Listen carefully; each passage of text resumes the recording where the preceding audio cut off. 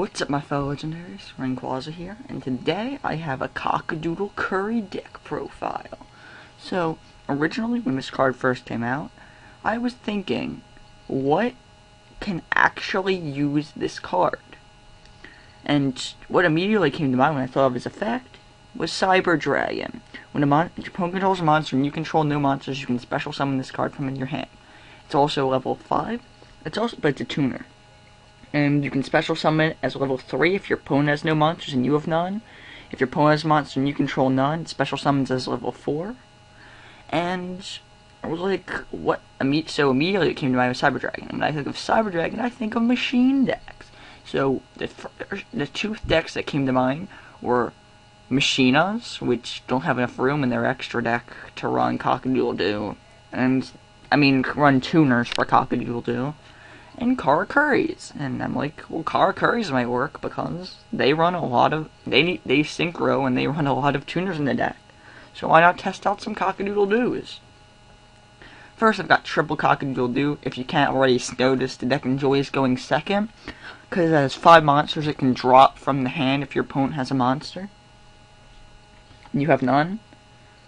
Let's see. Yeah, it's nice as a tuner. It makes easy access to Burrito and Beret if you special summon as a level 3 if your opponent has none as well.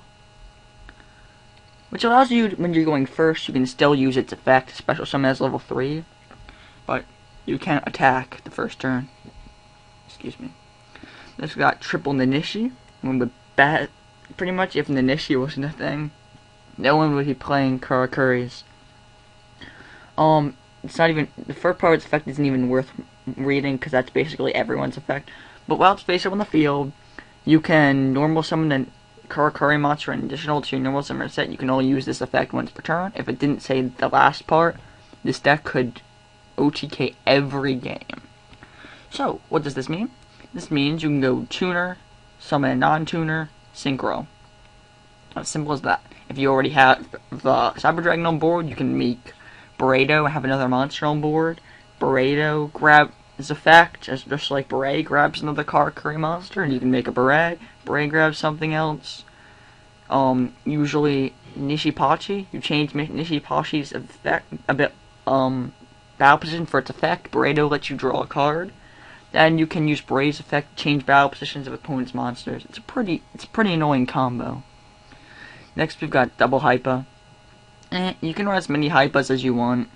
I personally think it clogs a little bit. I like being able to top deck and poking over things, but it's not the best card in the game.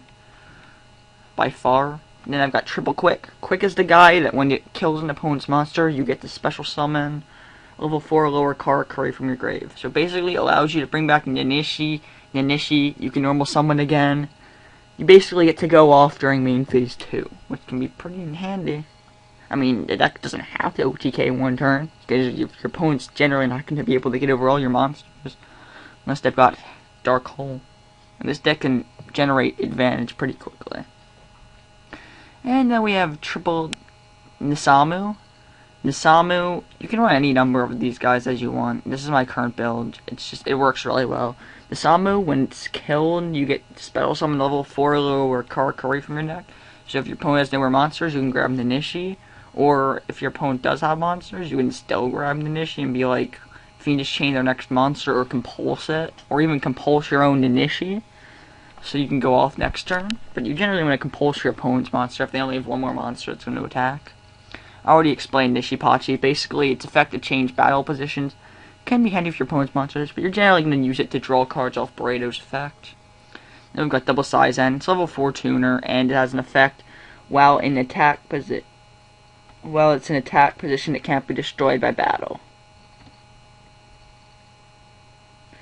Well, I guess it does change its battle position, but if you special summon in defense mode, your opponent attacks it to attack mode, it doesn't die, and then they have to attack it again, and it dies. So, it's basically 2 attacks to kill it, if you special summon in defense mode. Next, we've got double Desynchro. It's really handy because you get to turn your synchro. All your synchro monsters have handy effects. Burrito lets you draw another card and special summon others. Karakuri.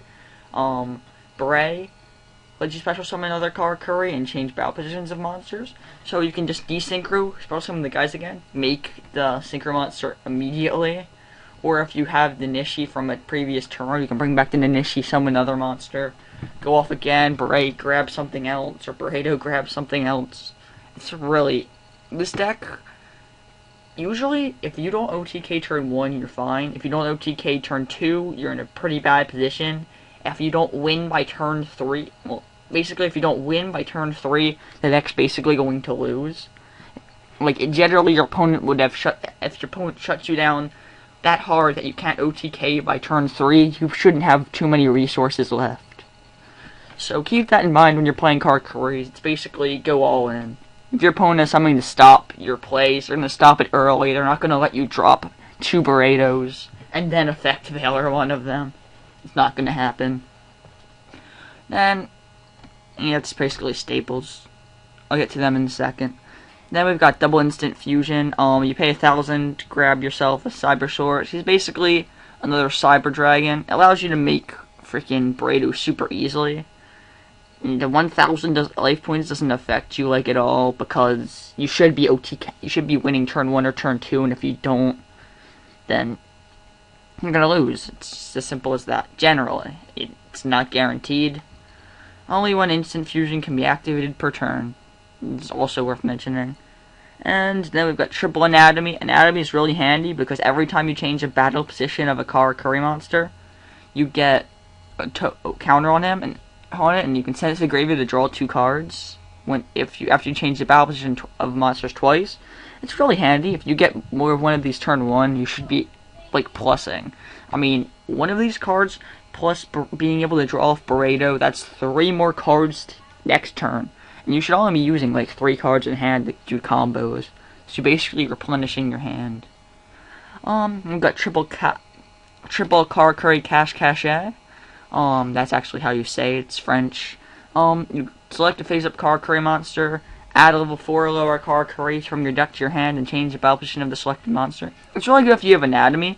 Once you change your Karakuri's battle position, it lets you get a Rhoda-like effect. It's really handy. You have to run 3 of them. It's basically Rhoda that you're allowed to run 3 of. As simple as that. Next, we've got Limiter Removal, Heavy Storm, Monster Reborn. Limiter Removal lets you OTK your opponent with basically 2 cards. Heavy Storm clears your opponent's back row. It's the same as a triple MST. You want to be able to clear your opponent's back row before you go off. Monster Reborn lets you grab your opponent's monsters to synchro summon with, grab your own monsters to synchro summon with, bring back your quick to attack and grab another Nanishi and go off again. It basically gives you another chance to go off. And we've got double Compulse, just to clear your opponent's monster, and 2 Fiendish Chain. Fiendish Chain shuts down your opponent's monster's effect and prevents them from attacking. Compulse gets rid of the problem before it becomes an issue. Then we'll just go into simple side deck stuff. If you're playing against the mirror match, you want to be able to have a Chimera Tech Fortress Dragon. Actually, it might be Chimera Tech. Yeah, it's Chimera Tech. Fortress Dragon. It's like a contact fusion with all of your machines. You should be able to pull off an OTK if you're playing against the mirror match. And you're going second. That's why I like going second with this deck. It's just really good. You could, if you felt like it, you could run 1 Icarus attack randomly for Cockadoodledoo, because it is a winged beast, but I feel like that's just a little derpy for me. Yeah, I got the double Cybersaurus. If you're wondering why there's only 2 instant fusion, because I know people have been wondering about sort of weird stuff recently, I'm only running 2 instant fusion because you can only use 1 per turn. Like I said, if you don't win by turn 2 or 3, you basically lose. So if you've got 3 of, and if you have 3 of these in hand, you're in a really, draw really bad. So if you got 3 of them in hand, you're pretty much screwed. Beret's explainable. That's just, I don't even have to explain triple Beret, triple Burrito. If you want in depth of what they do, I basically explained everything of what they do. It's possible to make Kiganjo in the deck. It's not the best thing. You only make it if you need a 30-100 attack to I know it says 29, but gains 200 attack and defense for each non-tuner. So you basically make him if you want a 2900. You want a monster that pokes over 3,000 attack monsters, and you don't have limited removal. That's pretty much why I use him. And you only needs one tuner plus one non-tuner. It's the only level 9 synchro which doesn't need two or more non-tuners. And actually, it's a pretty solid attack. The way you make this is you can. There is a combo to make it, but it's relatively hard to pull off. It's like Cockadoodledoo as a level 5 plus any of your level 4 Karakuris. Or I feel like there's a combo where you can use. There's other combos if you're running the level 2 tuner guy, but I really don't like him because you don't. Well, it gives you access to Naturia Beast and Barkion, depending what version deck you run. But I like Cockadoodledoo because it gives the deck more consistency. We're running one Landoise. It's possible to make. You can make it instead of Beret, and you can use it to send your dead spell cards to negate effect monsters' effects. It just gives you a way to. You can't make it with Cockadoodledoo, but Cockadoodledoo is basically there to make Burrito. Anyway, so it's handy if you are like, well, this card's face up in the field. I believe you can use that during either player's turn. If you can, but it's pretty bad. You can drop it on the board. I'm guessing you can use it during your opponent's turn. You can drop it on the board if you don't have any back row. You don't have any like compulses or Fiendish Chains, just so you have a solid attacker who can negate stuff and get rid of your dead desynchros or instant fusions, or if you can use as many of these per turn as you want. So these are like never dead. You can get rid of an extra MST. Anyway, now I've got Double Star Eater. It's a really good card. It just came out recently. So that got some support for this. It's level 11, but it's possible to make.